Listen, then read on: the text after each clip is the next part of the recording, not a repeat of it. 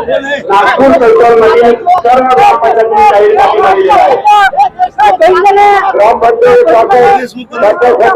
तालुका चिंचोली यांनी भराव देऊन या ठिकाणी आंदोलनाला पाठिंबा दिला। नागपूर सरकार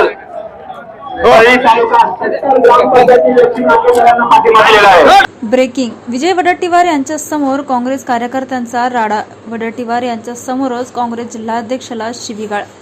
काँग्रेसचे पदाधिकारी सत्संग मुंडे यांचं निलंबन केल्यामुळे शिवीगाळ। काँग्रेसचे जालना जिल्हाध्यक्ष राजाभाऊ देशमुख यांना ओबीसी तरुणांची शिवीगाळ। वडीगोद्री येथील आंदोलन ठिकाणी ओबीसी तरुणांनी केली शिवीगाळ।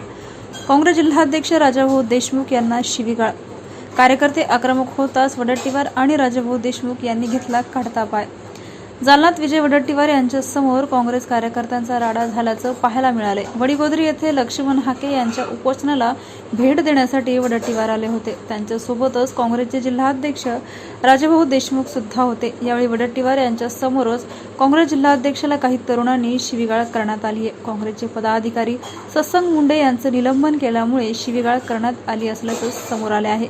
काँग्रेसचे जालना जिल्हाध्यक्ष राजाभाऊ देशमुख यांना ओबीसी तरुणांची शिवीगाळ झाल्याचं वडेट्टीवार यांच्या समोरच पाहायला मिळाले। वडीगोद्री येथील आंदोलन ठिकाणी ओबीसी तरुणांनी शिवीगाळ केली। कार्यकर्ते आक्रमक होताच वडेट्टीवार आणि राजाभाऊ देशमुख यांनी काढता पाय घेतला। दरम्यान दोन समाजाची फसवणूक करण्याचं महापाप महायुती सरकारनं केल्याचा आरोप वडेट्टीवार यांनी यावेळी केलाय। त्यांनी कायदेशीर केले आहे झालंच पाहिजे त्यांनी घेतलं पाहिजे। पुणे देशमुख शिवाय गेला राजा देशमुख त्या माधवचौधरी काय नाही केलं सगळ्यात पुण्याच्या सत्संग मुंडे साहेबांचा ओबीसी समाज आहे ते मागोसा करतात। आता तो सोबत होता का? हो सोबत होता साहेबांच्या। कोण आहे साहेबांचा पीए का? जिल्हा प्रमुख आहे तो। अच्छा, त्यांनी निलंबन केलं।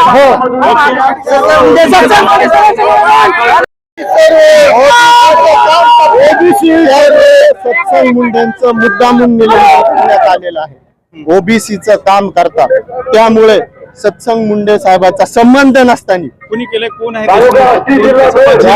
जिल्हाध्यक्ष राजाभाऊ देशमुख आहे। त्यांनी चुकीचा अहवाल दिला। सत्संग मुंडेंनी काँग्रेस पक्षाचं निष्ठावानपणे काम केलं तरी पण त्यांनी सत्संग मुंडेंच्या राजकीय कारकिर्दीत खडा घालण्यासाठी राजेश देशमुख आणि त्यांची जी टीम आहे त्यांनी त्यांचा मुद्दामून निलंबनाचा अहवाल